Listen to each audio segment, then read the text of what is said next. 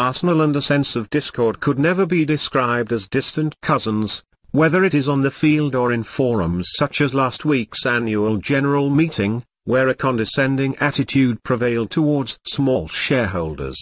They could not afford to look down their noses at Swansea, and after 50 minutes familiar resentments were swirling around the Emirates. Lots of pretty stuff amounting to very little, with the suspicion that demonstrably inferior opposition might be more intent on carving out a result. A soft goal against the run of play separated the teams before the possibly underestimated seed Kolasinac came to the rescue. Kolasinac is a more accomplished player than his nickname of the Tank might suggest.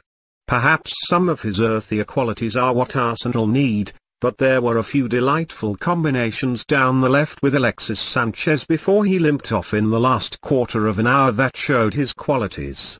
Arsenal have responded well to Troy Deeney's now famous jibe about their possible lack of cojones, and this turned out to be their fourth consecutive win since the Watford's player Frank post-match analysis of their combative instincts, or lack of them.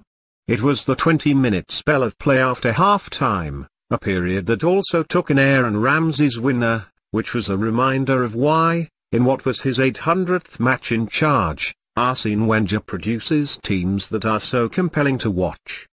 The quick-fire interactions of Sanchez, Alexander Lacazette and Mesut Ozil stretched Swansea in every direction, and this could have been a considerably more overwhelming result.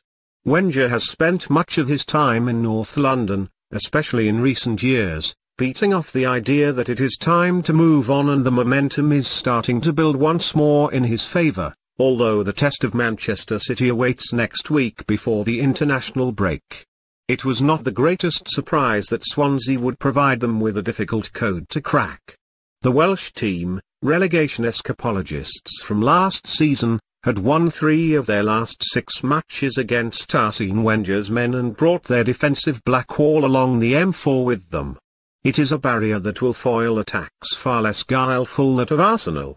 They came into the match having conceded only 2 goals in 6 away trips, and it was not hard to see why, as they thwarted wave after wave of slickly patterned assaults from the home team in the opening 45 minutes.